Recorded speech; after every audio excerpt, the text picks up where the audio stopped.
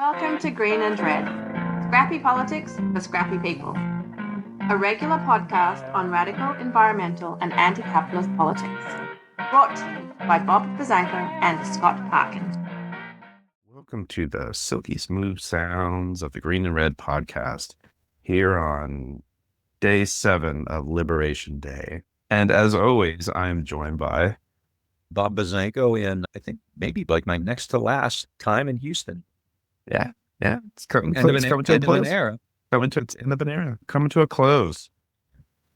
We're going to close down the Texas branch and move all our operations to Ohio. Yeah, there you go. No more split. I'm leaving the land of Greg Abbott for the land of J.D. Vance. Yeah. Kind of hard to say which is worse at this point. Yeah. So, folks, today we're going to be talking about tariffs. We're putting this out as April 9th. When we decided to put this together, it was about a week ago with Liberation Day, where Trump started a trade war on much of the rest of the world and sent markets spiraling down. But today, on April 9th, he has pulled back on his trade war on the rest of the world, with a few exceptions, and most notably China. But as we get into some of Trump's economic policy, we thought we'd do, well, as you learn about economic policy, we thought we would get into a little bit of a deep dive on what tariffs actually are and the history of them. And so we've put together this episode, and we'll have some stuff on Trump towards the end. But first of all, we thought we would just dive in a little bit on what tariffs are. Yeah, Trump is the only person who could wage a trade war, and then it comes back in boomerangs against him. Like the trade war defeated the United States, and he had to back down on everything. And so when the market went up today, after he put the 90-day pause on, he claimed that he was responsible for this big economic recovery. So it's pretty crazy shit. We're not economists, so this isn't going to be a discussion of like how tariffs work in their minutiae and the details. This isn't about microeconomics or anything like that. What I want to do is talk a little bit about what tariffs are supposed to do, and then a little bit of the history of it. It's not the most exciting topic in the world, so we're going to hit some of the main points. Which actually, we did that not long ago when we talked about William McKinley, who was Trump's favorite president. What I want to do is just talk a little bit about some of them, how tariffs work, because clearly the American people don't have a great understanding of it. The media has done a lousy job. The Democratic Party basically goes along with it. So just talk a little bit about what tariffs do, how they're constructed, what the purposes were, what the historical context was. History is important. If it wasn't, right, Trump wouldn't be trying to shut it down and ban it. So Trump keeps saying that tariffs are essential to raise revenue. And he claims that if you get enough tariffs, you can get rid of the federal income tax. And America was at its wealthiest in the Great Tariff era of, what does he say, 1870 to 1913 or something like that. Okay, first of all, that's wrong. Not surprising, because he's an idiot, right? So we're going to talk a little bit about that. But the point of tariffs, first off, isn't not to raise revenue, right? The point of tariffs is to develop certain economic programs and go back far enough in American history. And as the United States was developing into a manufacturing country, and remember, until really the late 19th century, the United States could be considered a developing country or even a third world country, even though it's big. It's basically an agricultural country. It's not developed. It hasn't modernized, if you can use that phrase. It's still going through its industrial revolution. And so tariffs in that context are protective. And they're actually called, right, protective tariffs. Protectionist, and that kind of trade is called protectionist trade. And there's a reason for that. Tariffs were a source of revenue. And by the late 19th century, tariffs made up about 40% of the federal treasury. But keep in mind, too, at the time, the United States is a pretty small and limited country, a small and limited government. So it didn't need the same level of revenue that it would later. It has limited needs. It doesn't really have a big standing army. It doesn't have these kind of global interests. It trades, but it's mostly with the British and the French and Europeans. There's not a significant level of trade. In the period from the War for Independence onward, the U.S. goal was to create a manufacturing country. And I don't want to get into kind of the weeds of this one, but I know there's a lot of historians that like to talk about that. They call themselves the new historians of slavery, or the new historians of capitalism. And they're basically constructing the creation of capitalism, or the origins of capitalism and slavery. I actually think it has more to do with this global trade. And so from the very beginning, there was this movement. And you can see that early on for instance, Alexander Hamilton, who is the star of stage and screen, right? As well as was really the creator of the American economy, the developer of it, right? He's the architect of it, right? And Hamilton in 1791 authored something called the Report on Manufactures, which talked about the need to develop a manufacturing economy. If you're going to become a great country, you have to develop industry. Agricultural countries are not great powers, which is one of the fundamental ideas that these new historians of capitalism have, which I think is a little bit off, right? So the idea here was you want to create an industrial country out of an industrialization, right? So it's not really about revenue so much as protection, right? Hamilton and others wanted to create a strong federal government, which Trump, I don't know what Trump wants, but right, with an executive and legislative power, and the legislature would have power over commerce, including tariffs, the way it was constructed, right? And within that context, Hamilton developed the Report on Manufactures, which talked about the need for that. Hamilton said decisions about foreign economic policies were most important. He said the importance of the Union in a commercial light is one of those points about which there's the least room to entertain a difference of opinion, which has in fact commanded the most general assent of any men who have had any acquaintance with the subject, right? So he's basically saying nothing is more important than developing this international commercial power. And Thomas Jefferson agreed with there wasn't really any difference. In people like to say there's Hamilton on one side and Jefferson on the other. They actually saw eye to eye on a lot of stuff, maybe not necessarily on everything else, but Jefferson wasn't opposed to industrialization. In fact, Jefferson said the production of the U.S. will soon exceed the European demand. Surplus production, right? He wrote this in a letter to George Washington. What's to be done with the surplus when there shall be one? It will be employed without question to open by force a market for itself with those placed on the same continent with us and who wish nothing better. I see no impossibility in the availing ourselves of the wars of others to open the other parts of America to our commerce as the price of our neutrality. So basically, you can call it free trade, but it's really coercive and voluntary. And Jefferson said, an exchange of surpluses and wants between neighbors is both right and a duty under moral law. And what you have early on is this, at least theoretical or ideological commitment to developing a regime of free trade, which was really unheard of. We're in a mercantilist system still at the time, right? And what they want to do is move beyond that. Mercantilism means you have these limited systems, right? They're self-contained. So, for instance, in the British Empire, right, the Americans, who are a British colony, are only supposed to trade with the British or other British colonies, right? So they can't go out into the market and get the best price and use their comparative advantage and all that other kind of neat stuff that Adam Smith and David Ricardo and others wrote about. So within that context, then, Hamilton created the Report on Manufactures, and there's a lot to it. There's a big report, which I would encourage you to read. But the two important parts, I think, for our purpose here is, one, he suggested that the government create a program of what he called bounties. Bounties were subsidies. So the government would take public money and give it to certain key industries in order to help them develop, to help them build, to help them expand, and so forth. And also a program of tariffs. And the point of tariffs isn't to raise revenue, it's to protect those domestic industries. Anytime, tariffs are essentially, even to this day, they tend to be associated with smaller economies or developing economies, not big, behemoth, powerful countries. Everybody has tariffs, but not tariff wars. Really, we haven't seen tariff wars for a really long time. And Trump is returning to this because he has this fantasy about, I don't know what, William McKinley and all this kind of shit. So from the start then, tariffs are an important, really important piece to America's economic goals, because what they're going to do is protect industry. The point of tariffs isn't to raise revenue. Tariffs are put on goods to encourage people to purchase American-made stuff. If you have a textile factory in Massachusetts, and we talked about this, I think, when we did the WTO stuff too, didn't we? I think when we did the WTO anniversary stuff, we also talked about this. If let's say there's a textile manufacturer in Massachusetts or whatever, right? It cannot compete against Britain. Even though Britain would have to transship its goods across the Atlantic, because it's so far ahead in terms of industrialization, mechanization, it's still going to sell these products for less than American manufacturers in New England would sell. If you put tariffs on it, then what you've done is you've increased the price of British goods. British goods come across, they reach the port at Boston or wherever, and at that point, the importer pays a tariff. He pays extra on those British goods, and that's added then to the cost of the good. If those tariffs are high enough, then that's going to increase the cost of those British goods. And they will probably exceed the cost of those American-made goods in the same area. And so people would be encouraged to buy US. Now, that makes sense. That's easy, right? However, when it comes to cost, that's where Trump is like insane, right? Because what it does actually is it raises costs. It's a tax, right? It's not like guilt-free, like excess. It's a tax, right?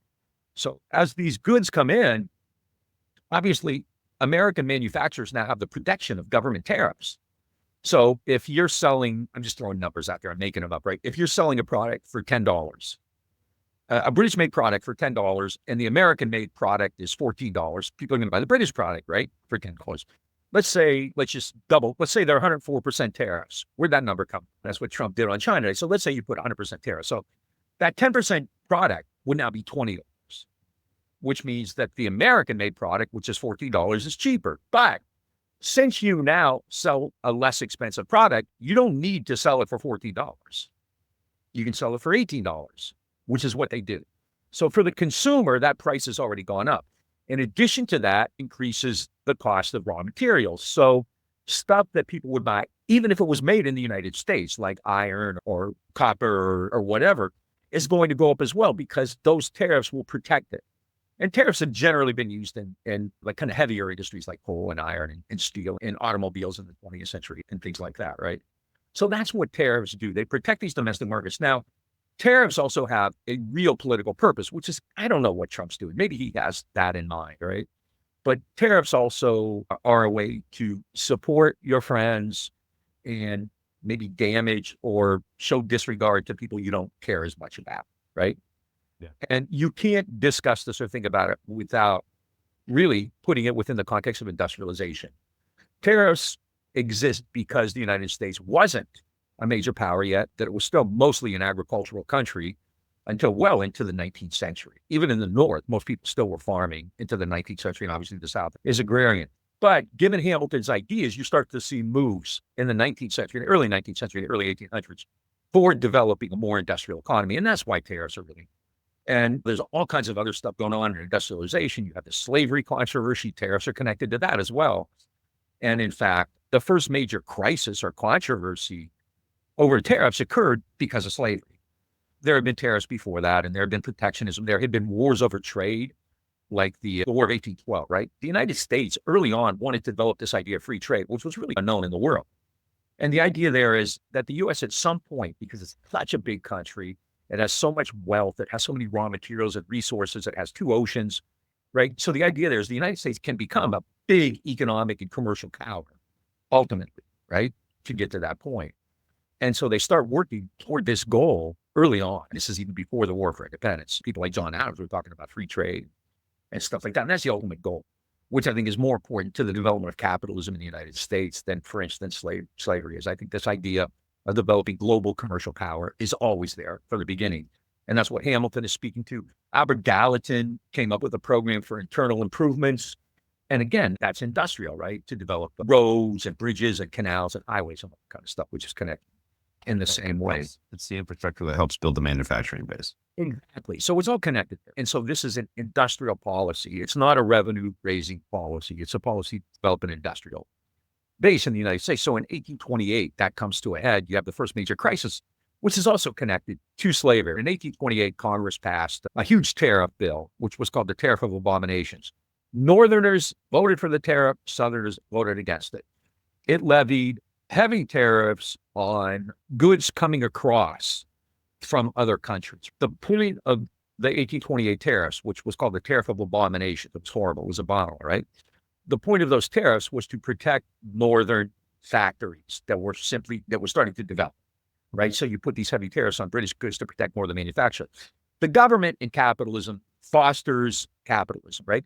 The idea that it's a free market or that there are hands-off or open market, whatever, that's just, it's a myth, right? Obviously, the government takes it. And so the government is using tariffs, and tariffs are one of the government's biggest weapons in developing internal economic policy. You decide who's going to succeed, who isn't going to succeed, which is why today in 2025, there are some people who support tariffs because their industries can benefit from them. Elon Musk likes, I don't know what Elon Musk likes. Tariffs aren't really affecting Tesla, but He likes video games, apparently. yeah, he likes video and he's not very good at it. He cheats at it, whatever. At any rate, so you have this tariff abomination. That created the first kind of really crisis in the United States, political crisis in 1828, right? There had been. This is the first time that the South really begins to start discussing its role in this federal government, right?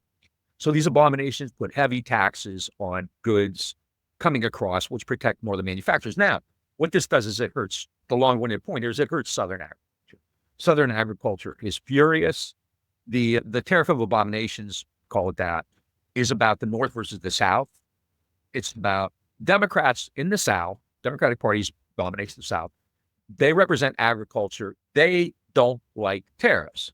Northern manufacturing, which is becoming more closely associated with Federalists and people who would later become Whigs or eventually Republicans, right? They believe in tariffs to protect domestic industry. The Southerners hated this tariff because what it did, two things. One, it raised the price of materials, right? So if Southerner agriculture wanted to buy like plows or shovels or rakes or hoes or whatever implements, they're going to cost more because the price of raw materials, iron and steel and things like that, has been artificially increased due to tariffs. So it's going to do that. And then just as importantly, maybe more importantly, it also invites retaliation. And that's the other piece to this, right? If you raise tariffs against another country, then more likely than not, they're going to come back and raise their tariffs on you. In 1828, the United States had already raised tariffs. Just what happened this week.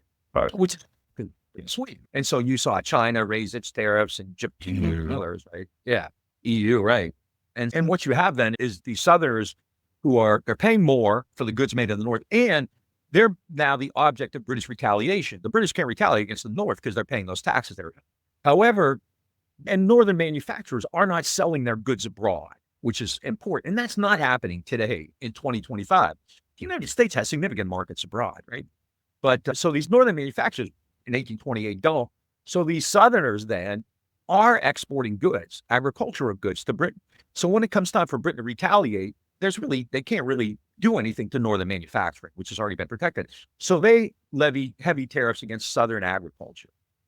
And so it creates a sectional crisis. And actually in South Carolina, there was actually a convention to discuss secession in 1832 because of the tariffs. Mm-hmm. And now, of course, slavery is connected to agriculture. We're not pretending that there's nothing to do with that. There absolutely is, right?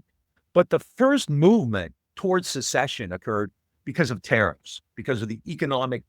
So the federal government was always going to promote Northern industrialization over Southern agriculture. And tariffs are a huge component of that, as well as subsidies and other stuff like that, right? And so this goes, and this is ongoing until the Civil War. And it's going to be, there were times when like Southerners said the Civil War was about tariffs because they didn't want to talk about slavery, right? No, the Civil War is not about tariffs, but tariffs are an important piece to those sectional differences leading up to the Civil War. And remember, politically, what the Civil War does is it also shows us the creation of the Republican Party. And that's important too, because low tariffs or no tariffs at the time would have been associated with the Democrats and Southern agriculture or Western or whatever, right? After the creation of the Republican Party, tariffs are going to be associated with them because the Republicans, like the Federalists, tended to promote industrialization and Northern interest in banking and things like that, which would benefit because the United States is still a developing country. And I can't stress that enough. This isn't about raising revenue. This is about protecting key industries.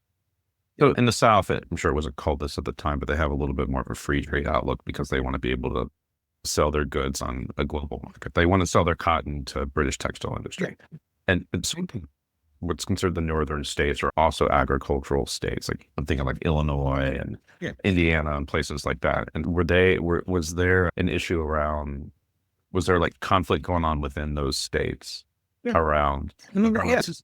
The North is clearly inclined toward manufacturing more than the South, but there are a lot of agriculture. In fact, it's funny because a lot of historians or scholars talk about King Cotton, right?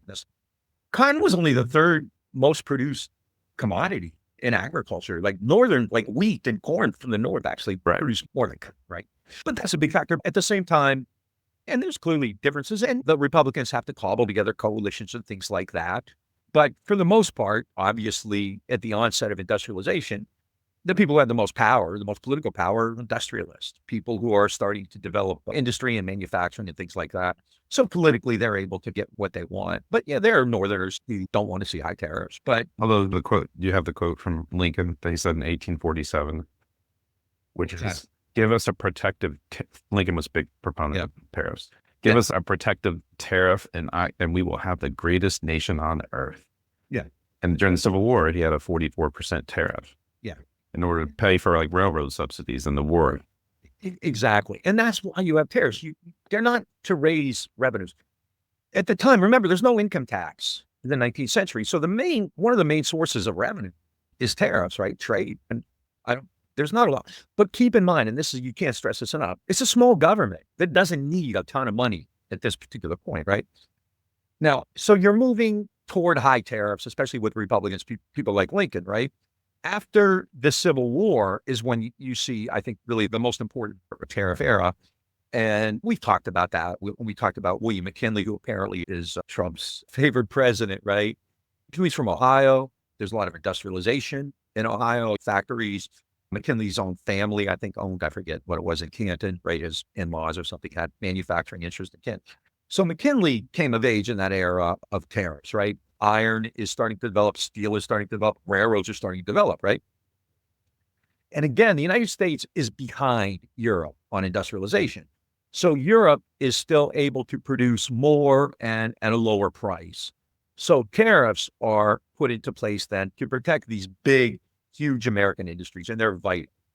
And again, it's not to raise revenue, it's to protect iron and steel and railroads and all that kind of stuff. And so the McKinley tariffs are intended for that purpose. Now, and I would suggest if anybody's interested to go back and watch or listen to the show we did on McKinley, because I think it's quite good, right? The McKinley tariffs didn't work. They created economic problems, and the Republican Party got crushed in the next elections. McKinley himself lost his seat in the 1890 elections because the tariffs were so unpopular, because what they had done, shockingly, was raise prices because they're a freaking tax. It's a very simple thing. It's a tax, right? Ironically, too, and going back to Hamilton, we'll get to the modern era in a second. Going back to Hamilton, actually, Congress was given the power over commerce and tariffs. And so back throughout the 19th century, the idea here was that the president could not announce tariffs, that Congress had to do it. And we'll get to, that'll be the case until the 1930s. So we'll get to that. So McKinley's tariffs obviously are a disaster, right? And that leads to a democratic resurgence politically in the 1890s. However, in the 1890s, you have all kinds of global economic crises. And this is when you start to see the commitment to free trade that we've talked about so many times, right? You start to see this in the late 1800s, early 1900s. The Republican Party even comes around and says, okay, we need to lower tariffs. So there becomes this recognition. Now, remember, this is the period when Trump says America was at its wealthiest and was making all this money off tariffs.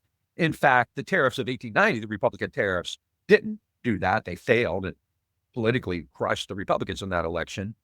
And they didn't work after that either. There was this increasing move toward developing global free trade regime, or a global free trade commitment to free trade. You're laughing at something, or just thinking about how Trump is saying that's when America was at its wealthiest. It was the peak moment. American wealth was during that period. Yeah. He's an idiot. He's an idiot. It also makes me the worst depression in U.S. history, except for maybe 1929 crash, was 1893 with the Great Panic. Yeah, period. It's insane, right? Yeah. When he first said that, I'm thinking, like, what the hell is he talking? He's an idiot. I'm not an economist. But then I read an article by, I forget who it was, somebody who is an economist, who said the same thing. So, okay, I thought it was right about that. Well, it's very clear cut. He's an idiot. Yeah. He's more. So there's this increasing more than a sack of bricks. Yeah. So basically, they're moving into this area of free trade, and they can do that now. You can start to see the United States move into this area of free trade because industrialization is working, because the United States is now able to increase its manufacturing output. So in 1870, the United States was only like the fourth or fifth biggest manufacturing country after England and France and Germany. By 1900, it's number one. It's producing more goods than those other countries. So those tariffs aren't needed that much anymore because the United States is now producing so many goods that it can sell abroad. its own industrial base is big enough now that it doesn't need the tariffs to protect it because it's producing more goods at a better price and it can now service other markets. And the U.S. is looking for markets, right? And this is why you have McKinley's also associated with imperialism, right? In Hawaii and Cuba and the Philippines and all this other stuff is going on. So the United States is moving over, Japan, places like that, right? The United States is looking for the open door in Asia. All this is happening in the 1890s. So the move away from tariffs is occurring at that particular point. The McKinley tariffs, I think, were important in that regard because they showed that, okay, you have to move beyond this. It's not really working anymore. And throughout that period now, right before World War I, you have a commitment to lower tariffs. And World War I changes a lot because World War I is when the U.S. actually, I think, becomes like a major global power. And it does it because of its economic base, not because of the military. Yes, military is still very weak. Yes, doesn't have much of a military, which is why it doesn't need that much revenue, which is why you can use tariffs as revenue. And like I said, tariffs made up, I think, somewhere around 40% of the American treasury by the late 1800s, which is a significant amount. But again, you don't need that much. It's not the kind of country it's going to become. World War I changes that. The United States sells a ton of goods to Europe, to the British and French during World War I. By 1916, which was the final year right before the U.S. entered the war in 1917. In 1916, the United States sold almost $3 billion in goods to the British and French. So it has a massive trade surplus, right? So it doesn't need tariffs, right? And the United States loaned significant amounts of money to the British and the French. The U.S. went into World War I with deficits of $10 billion. The United States got out of World War I with surplus of $10 billion. Tariffs aren't necessary. They're not really needed anymore, right? And so that's the message, the lesson of World War I. Woodrow Wilson is key in this too. Wilson is a huge proponent of what he calls free trade. Wilson is anti-tariff, right? He believes in the open door. So the United States has now moved away from this period. 1913 also is the year Wilson takes over, which is why I guess Trump ends it at 1913. And Wilson moves away, and Wilson's a Democrat, and he's a Southerner within that regard. He's consistent with American tradition, but he's insane in a lot of ways, and he's really obnoxious. He's somewhat like Trump and his ego and narcissism, but he actually is a smart guy. He's not an idiot like Trump is, right? But so Wilson understands that, and so Wilson is a huge proponent of trade liberalization, of free trade, of the open door, whatever you want to call it. And the basic idea here now is that the United States can't conduct its affairs like the Europeans. The Europeans have colonies. Europeans have colonized the world. They're in Asia, they're in Africa, they're in not Latin America, is the Monroe Doctrine, right? But they're all over the world, and they have big militaries, and they can send troops in, and they can occupy these countries. The U.S. can't do that. The United States doesn't have physical ability to go into these other areas like a European-style imperialist country would. But the U.S. has an advantage that the Europeans don't, which is output. It's industrialization, economic output, manufacturing output, credit, money available, like surpluses and things like that. And that's what Wilson and the Americans want to use. Now, obviously, the 1920s just blows that all up because after early 1920s, you have this period of economic growth. But after that, the consequences of World War I and Versailles kick in, the reparations, the debts, all of that stuff, the emergence of these kind of right-wing regimes in places like Italy and Germany. And so you have a global depression, which is directly connected to the decisions made after World War I. Right? And the depression ends in 1929. You have a massive contraction in global trade. So in 1929, global trade amounted to around $3 billion, and it started to steadily decrease from that point on, right? 1930, 1931. By 1933, it was down to under $1 billion. So you had this decrease. My math isn't great, but it ended up being like 30% of what it had been. Is that a 70% drop? Is that how you do that math there? Yeah, I think so. Okay, so at any rate, you're going from 3 billion global trade to about 900 million or so, less than $1 billion global trade. So there's this massive decrease, right? I was going to say J. Edgar Hoover, who's on my mind a lot lately because we have McCarthyism 2.0 right now going on, right? J. Edgar Hoover would be jealous of what these people are doing. He probably wouldn't believe what they're doing, right? At any rate, though, he's a smart guy, but he's not terribly well equipped to handle this. What he wants to do is, one of the first things he does actually is demand a balanced budget. So they're actually increasing taxes, which is dumb amid a depression. But his next big move is probably the most famous tariff. It's one that even school kids know. Wasn't this, didn't Ben Stein talk about this in Ferris Bueller? Or was it Ray Walston in, what do you call it? Fast Times at Ridgemont High. Fast Times at Ridgemont High. Where it was. I think that was.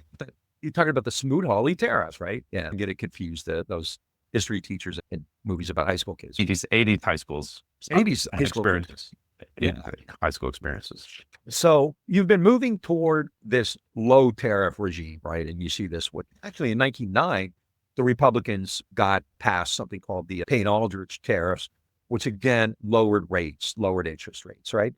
Now, what Hoover suggests is an increase in tariffs. And the idea there, Hoover says, is to, like Trump, increase revenue for protect American business. You're not trading stuff. You're not making stuff. People don't have money. The economy's crashed. You have like maybe a 30, 40% unemployment rate. Who knows in 1929, 1930, what unemployment was like. You have massive losses in the stock market, massive capital losses. There's no investment, right? So the idea that increasing tariffs, from the beginning of the Depression, Hoover and then Roosevelt actually decided that they would approach the Depression as a problem of production.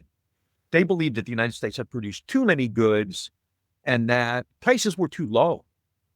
Right? So they want to artificially increase prices, and tariffs will do that, obviously. The whole point of tariffs is that they're inflationary. Right. So even then, what Hoover's trying to do is actually increase prices to help out producers. If people pay more, that producers will make more money and they'll be able to hire more people back. I guess there's a logic to it, but it doesn't work because people are broke. People are living in a depression and they don't have money to buy the most basic stuff that they need. They're homeless. They don't have food. They're dumpster diving. 25% unemployment. 25% underemployment. Yeah. Oh, I bet because unemployment at the time, you have different statistics. And a lot of people just are working off book and things like that. I've seen estimates that go close to 40% at the very outset. So it's huge. And it doesn't matter whether it's 25 or 40%. People don't have money to buy the stuff they need. So whether it's expensive or cheap, whether you're trying to protect manufacturers or not, it doesn't matter. And so Smoot-Hawley has gone down in history. Smoot-Hawley didn't cause the Depression, but it also contributes to that decline in trade that I just mentioned, from $3 billion a year to 900 some million a year. And Smoot-Hawley contributes to that. So it's a disaster. And it discredited tariffs from that point on until Trump. So we've done years of, keep in mind too, tariffs are often associated with the political left, right? And in periods of industrialization, you can support them. Or in the 1970s, growing up in Ohio, most people I know on the left supported tariffs against Japan, or at least wanted to use the threat of tariffs against Japanese automakers in order to protect American companies, because this is when smaller Japanese autos came into the U.S. market. But that was a big thing with Trump, too, in the 80s. Is he was always like, the Japanese are killing us. Yeah. So it's another reason he was for tariffs. Now he says it's about the Chinese. And that was a big theme in the 1980s and 90s, right? There was a famous book put out in the early 80s called Japan is Number One by a guy from Harvard, Ezra Vogel. However, what Reagan did is he negotiated with the Japanese, and they put voluntary restriction quotas on cars coming into the U.S., and it was taken care of, right? Tariffs are often associated with the political left, but now they're not, which is telling. Everybody's against them. I can't think of any particular constituency other than Peter Navarro and a few other idiots who support these things, right? Sean Fain, UAW. Sean Fain, we can talk about him at the end, which is more than disappointing, right? Yeah. So Hoover, not surprisingly, tariffs don't help the economy at all, and he loses and FDR takes over. FDR is a Democrat, but now we're starting to see a transition to the Democratic Party, right? The old kind of Democratic-Republican divides, they're still there, absolutely, and the Democrats are still more powerful in the South, and they still represent agricultural interests, but FDR is a protege of Woodrow Wilson, and he believes in free trade in the open world, just like Wilson did. He also understands that the Smoot-Hawley was a disaster. So what Roosevelt does is he gets Congress, and this is when I said 1934. In 1934, Roosevelt gets Congress to pass something called the RTAA, the Reciprocal Trade and Tariffs Act. Now, what this does, importantly, is it cedes power to the president. It gives Roosevelt the power to negotiate bilateral tariff deals with other countries. Up to that point, tariff responsibility lay with the legislative branch. All right. Now, Congress did authorize Roosevelt to do this, but that, Trump is misinterpreting that to say, I can do whatever I want. That's not what the RTAA did. It was very rare, in fact, that Congress would give that authority to the president. It's the first time they did it. And what Roosevelt did in the RTAA was make deals with, I believe, 34 different countries or whatever. I can't. There's another part of this, which I'm not talking about at all because it just monkey wrenches and muddies the whole thing, which is like currency valuations are an important part of this, dude. I don't want to get into that right now because that goes into things like today, the dollar and things like that. I'm just trying to keep this simple. I'm not an economist, like I said. So Roosevelt has, I think, 34 maybe bilateral deals, the majority of which lower tariff rates. And now, does that end the depression? It was a lot of Latin America, too. And this is the period when the U.S. is also doing, what do you call it? The good neighbor policy, right? This is trying to increase trade. It's those third world countries that have tariffs on because they're trying to develop as well, right? The United States by the 30s, obviously there's a depression, but the United States is an industrialized country by then. So the need to protect particular industries isn't really there anymore. And in fact, by the 1930s, especially once after World War II, the U.S. is the biggest country in the world, right? So Roosevelt does that. It doesn't really help end the depression. World War II does that, military Keynesianism, right? But what you have now, and especially at the end of World War II, is a commitment now to free trade and lower tariffs. And that emerges out of American power. Remember George Kennan's famous quote, we have 6% of the world's wealth and 50% of the population, and our task in the coming years is to devise strategies to maintain this position of disparity. So the United States wants to, it does that by developing transnational institutions based on what it would call free trade. And we've talked about this at length, and we talked about it on the WTO stuff, so I don't really need to do it again. But we're talking about things like the Bretton Woods system, the World Bank, the IMF, and even other programs like the Marshall Plan, later on NSC 68. The point of these things, and this is again where Trump is off, right? Since the United States is an industrial power, it needs to sell goods. It's hard to sell goods because World War II has destroyed the global economy. It's physically destroyed these countries. So they can't purchase consumer goods. They need to rebuild. And importantly, they don't have the money to purchase goods.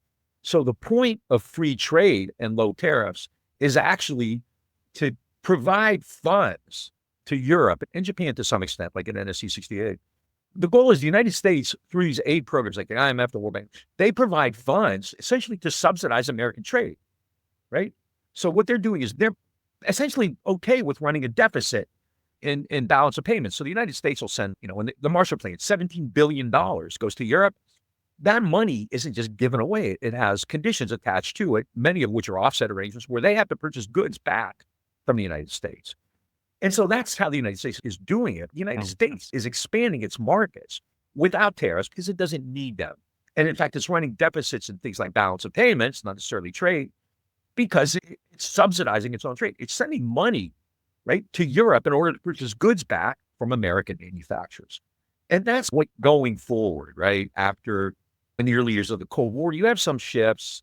There are tariffs. The United States and Germany have a famous dispute in the 60s called the chicken tariffs or the chicken wars or something like that, where Germany was putting tariffs on American chicken going over there.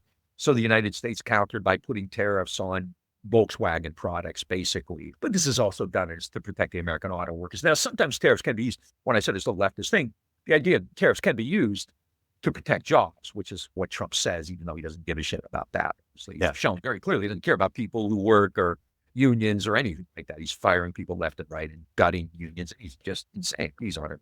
Taking away collective bargaining rights too. Yeah, he's just a drunk. He's like this guy at the bar at 3 a.m. who's just drunk off his ass and belligerent and talking bullshit with that. But so and then you see an even greater commitment to it and we've talked about this before too, things like, especially in the 80s and 90s, when you have that movement toward free trade, the free trade regime, neoliberalism, right? Neoliberalism emerges really in the Carter years and especially in the Reagan years. And neoliberalism advocates low or no tariffs, right? And Clinton is the sort of facilitator of it. Right. After it's been introduced by Carter, right? And with Clinton, you get NAFTA, and then you get the WTO, and these attempts to create these transnational agreements. In Europe, you have the European Union, and then so right now there's essentially a massive global commitment to free trade, right? NAFTA gets rid of tariffs, right? It removes restrictions, not just tariffs, it removes other restrictions too. So the United States can now trade freely. And the idea here is if you are an economic power, you can trade with advantage, right? Now, into kind of contemporary times, we're skipping a lot, but that's fine. Right? So we have this commitment to free trade. With that came the emergence of Chinese industrialization, right? And China now has a massive economy. It produces, I believe its manufacturing output is bigger, isn't it, than the U.S. now?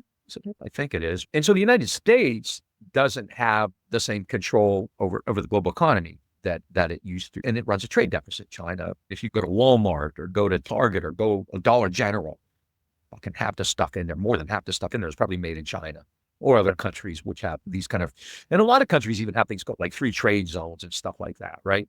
So the whole idea here is to have tariff-free trade. Trump campaigns against NAFTA correctly. He said NAFTA's destroyed America. More or less true. He blames China, which is ridiculous because when NAFTA was passed, China was not an economic power yet. China's still emerging, right, in the 90s. In fact, and we've said this before, after NAFTA, the first dislocation of American manufacturing occurs when companies leave, like Youngstown and Pittsburgh and Cleveland and Detroit and Gary, and they move to the South. They move to South Carolina and Alabama and Texas, right? Because there's cheaper labor there. And then they move to Mexico and things like that with NAFTA to the maquilas, right? Trump comes in. And then to Southeast Asia. And Trump comes in and he decides that NAFTA it's disastrous, right? Because it doesn't protect labor. It has no labor protection in it whatsoever. The lack of tariff-free trade essentially means that American workers are paid too much, which is, if Trump had his way, he would, I'm sure, eliminate minimum wages altogether. The other part of this is obviously we want to protect American workers. We want to protect American labor, all that, right? But at the same time, in other countries, the only advantage that workers in these other countries have is the fact that they can work for a lot less. They're cheaper. They can sell their labor way more cheaply than Americans can. And that's the advantage they have, which American manufacturers exploited. They took advantage of it, which is why you see everything you make, everything you buy is like made in Sri Lanka, made in Vietnam, made in El Salvador, made in China or whatever, right? And especially now with technology, right? Like things like iPhones, are Americans going to make iPhones? No. Are Americans going to sit there in a factory with pinpoint precision and make iPhones? And if they do, what are those iPhones are expensive. What are those iPhones going to cost if they're made in America? It's going to go way up. Also, the supply is going to go way down and the demand is going to go way up. And therefore, the cost is going to go up. Exactly. And right now in China and India, and I think other countries in Southeast Asia, which is where iPhones are made, the workforce that assembles iPhones is something like 700,000 people. And then there's like another 30,000 engineers, which are like oversee the process. The U.S. doesn't have let's call it an educated group of people who could actually take on the demand for iPhones, all the iPhones Apple sells. But Trump, because he's not that bright and doesn't really care. No, he's a very stable genius. Is arguing that, oh yeah, the U.S. could totally take over the production of the iPhone. It was maybe for him, for the elite. I was going to make a joke about like China also uses child labor, but hell, Florida, Arkansas, we're doing that here too. Yeah, Iowa.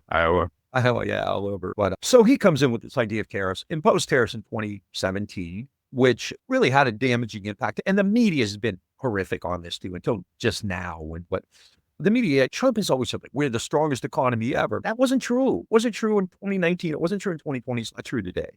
But he keeps saying it, and if nobody calls him on it, tariffs did not help the American economy. Certain tariffs aren't like a one-size-fits-all thing either, right? So, for instance, in the 1970s and 80s, there's a huge division in tariffs between, let's say, automakers in the North in Detroit and textile manufacturers in South Carolina. Even in the 1970s, Southerners did not like tariffs. They wanted free trade because they were still producing things like textiles or agriculture or whatever. So there's a regional differences, there's economic sector differences, right? So today we have like Sean Fain from the United Auto Workers, who's an advocate of tariffs. He thinks it's going to protect automakers' jobs, right?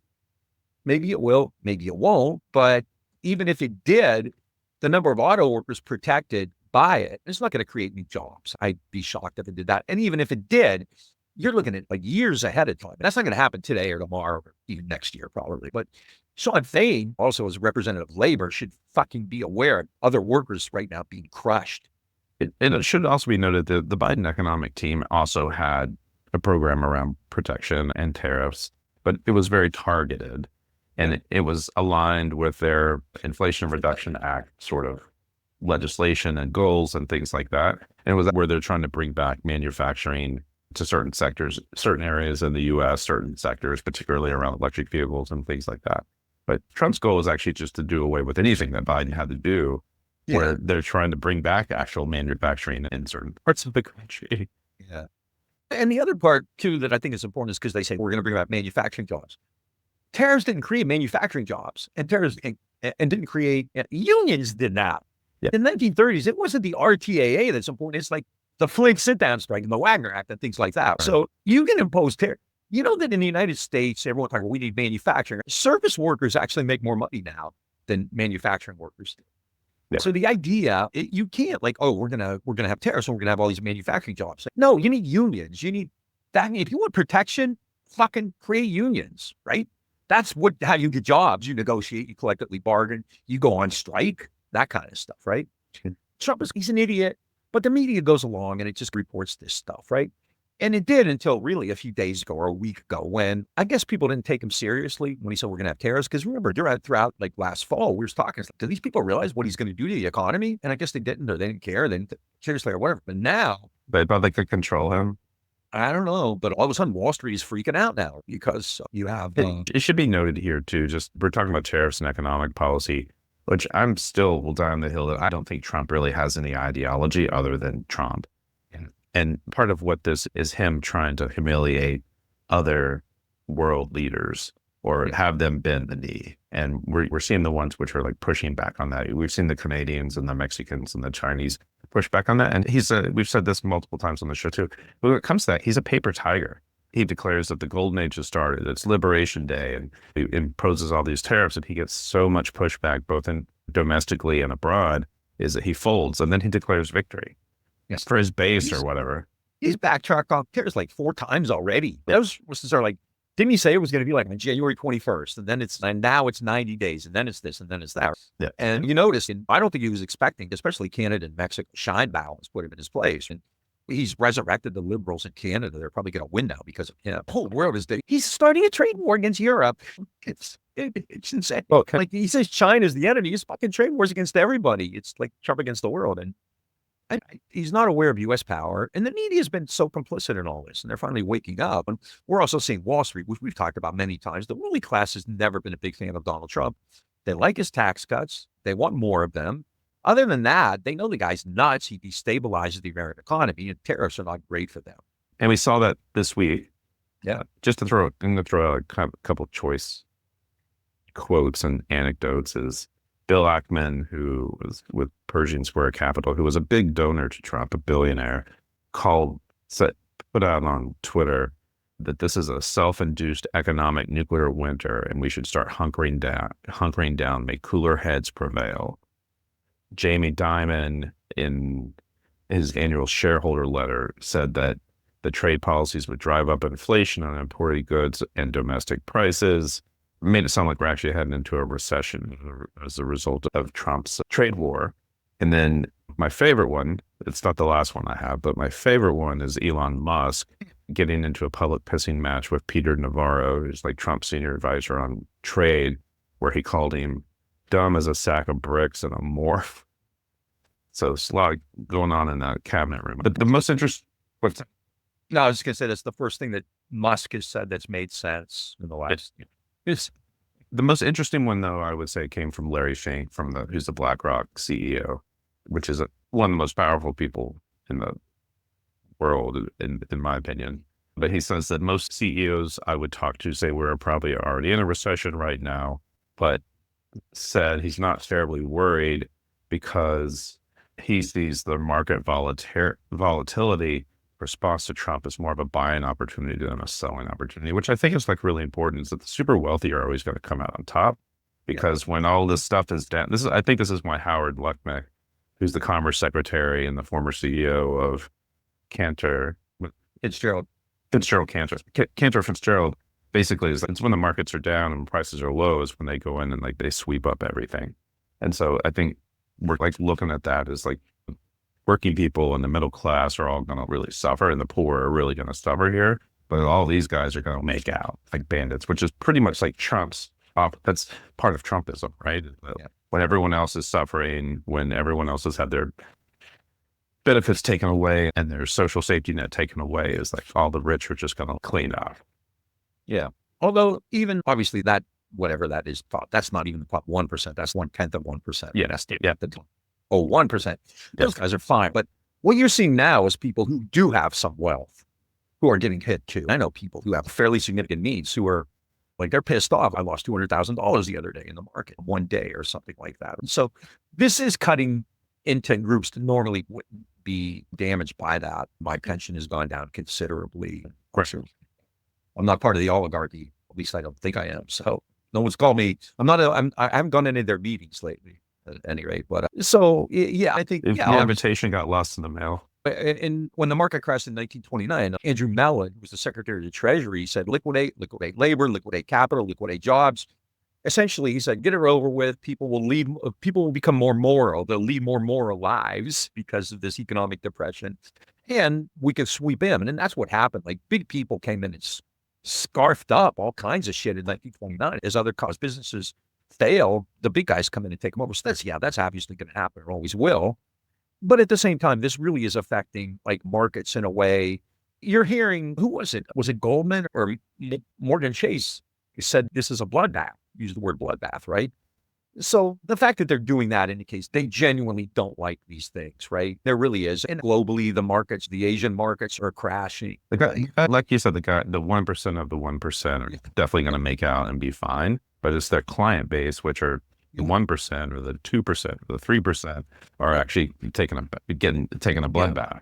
Yeah. And so that's where we are. But the media's done a miserable job. But the point of this is you're not using tariffs to raise revenue. That's not what they're there for. You use tariffs to protect certain industries. We don't really need that. Is there a trade deficit with China? Absolutely. Why is that? Because Americans want cheap shit. They want iPhones and they want TVs. And I'm moving now. I have an old TV in there I bought like in 2009. It's a Samsung. And at the time, I paid like nearly $1,000 for it, right? 42-inch. Last year, I bought a 55-inch TV for $259, right? That's because products are being made in places which have low labor. And that's the key part that no one's talking about here. Labor costs are a huge element in all this. And Americans who are not paid well to where they should be, right? But they can't compete against labor from Vietnam and Sri Lanka and China and all these places. So it's preposterous. And this is where we are. But I think the history of it and the purpose of it is understanding. Tariffs really, since the Civil War, have not worked. And in many cases, for instance, the McKinley Tariff or Smoot-Hawley have failed badly and made things worse. And we abandoned that tariff regime in the free trade era with NAFTA and the WTO, which hasn't worked well either. And now Trump, I don't know what the hell, Trump's abandoning neoliberalism. It was funny because recently one of the brilliant people at Jacobin took issue with something that somebody said on a podcast. It said that Trump is not a neoliberal. One of these Brooklyn esteemed people have said, oh, what do you mean Trump's not a neoliberal? Trump is not a neoliberal. Trump's abandoning neoliberalism. This guy is rejecting. He's bringing down the neoliberal order. That's the whole point. Yeah, he wants to get rid of it. I don't know what the hell he wants to replace it with, but this ain't neoliberalism. A patronage state where he's the top. It really is a gilded age. The corruption and all that other bullshit, the nativism. People forget all their Chinese exclusion acts and the monkey trial, the Scopes trial. We're heading back into that area, right? And it's scary that during the election, tariffs rarely came up in the 2024 election. And basically, Biden and then Harris essentially said, me too. And so you never had any kind of a debate or a recognition that tariffs, as immigration do. In immigration, if you actually do start getting rid of people who are working in agriculture, and you notice who's Trump going after right now? He's going after Palestinians. He's going after people who tweet. This has become not an immigration at the border issue. This has become an anti-Semitism issue, right? This is all you fucking hear. It's scary. It's terrifying. And of course, Schumer and Jeffries aren't going to do anything about that. I think to me, that's far more grave at this point is the fact that they're using this bullshit like anti-Semitism or whatever to go after people because they realize now, you're not going to come into Texas, which is deep red. These are some of your biggest allies in Paxton and Abbott and these clowns. They voted heavily for the Republican Party. You're not coming into Texas and deporting 1 million Mexican Americans, Mexican undocumented people, or even documented, whatever. He's getting rid of everybody. You're not going to do that because it would destroy agriculture. It would fuck up these agricultural corporations, which probably supported Trump overwhelmingly and donated to, right? Yeah. They're going after undocumented people and documented non-existent people in like blue states and blue cities. Exactly. This isn't about immigration at all, right? Because there's an economic, but again, so long as you don't have any kind of discussions or debates, you can get away with this shit, which is why debate on tariffs, which is way overdue, right? I've been meaning to talk about this since since November after the election. I've just been saying, I was like, we got to do a show on tariffs. I've been writing shit up, but I finally was like, okay, you got to do it now. And it's important to understand what their purpose is, how they're created, historically what they've done, right? So here we are. It's ugly. It's bad. A lot of people, I'm retiring, and at this point, my pension, I do have some of my pensions in the market. I've lost money this week, a significant amount. I don't think anybody feels sorry for me. I'm not rich, but at least I have a little bit. But the typical American pension is, again, it's shockingly low. It's less than $250,000. Most people first of all, most people who retire on Social Security, which is not a lot of money. And then even people who have 401ks, those aren't big. 88% of the stock market is owned by 10% of the people. And a lot of those folks are in it because, like me, I don't buy stocks, but my pension is in it. And people like that right now are really scared. They're really scared. And I can't move my stuff around until I'm officially retired. And even then, what's going to happen before that? And we're like street actions that we're seeing, like overwhelmingly, the number of people that we saw at the hands-off rallies this weekend were from older generations. Like it was older and white. Yeah. At least when you look at the pictures, I haven't seen any studies around it, but it's really worth noting that when you're talking about hands off, it's people are like wanting hands off of their Social Security or they're off their Medicare or what have you. It's funny because people bitch about the baby boomer. Oh, you boomers! People over 65 give Trump disapproval ratings. They don't approve of Trump's performance. And I think, didn't Harris actually win? Who won that demographic? Yeah. Demographic, right? Yeah. Everyone's blaming the baby boomers. Like, actually, young people were probably worse. Now, they've turned heavily against Trump right now. Young people, overwhelmingly, because, I don't know how they fucking supported him in the first place, but at any rate. I think it's my generation, the Gen Xers, are the pro-Trump generation. 45 to 64 is the only demographic that approves of him. Yeah. Anyway, hopefully that helps. It's a little bit of a history lesson. Not economists. We're not economists. We're not experts at that, but we don't even play them on TV. No, or in a podcast even. But, on YouTube. We don't play them on YouTube. Yeah. And the history of this is, I have studied this to some extent, so I know a little bit about it, but it's not that hard. You don't need a PhD in economics to understand this stuff. We're not getting into the currency valuations and all the kind of microeconomic issues, but just in general, to encapsulate everything. Tariffs have political purposes. They're usually used to develop a particular economic idea like manufacturing.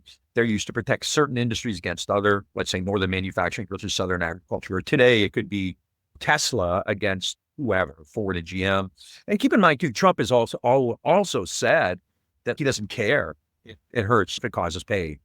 So he's all over the place. There's no reason to think he's not going to wiggle his way out of this, because he always does, because there's no opposition to him, right? And the Democratic Party just gets more pathetic by the day. Right. But clearly it has really become very abrasive for Americans, and it's an issue they're not happy about. And so we'll see where it goes from here.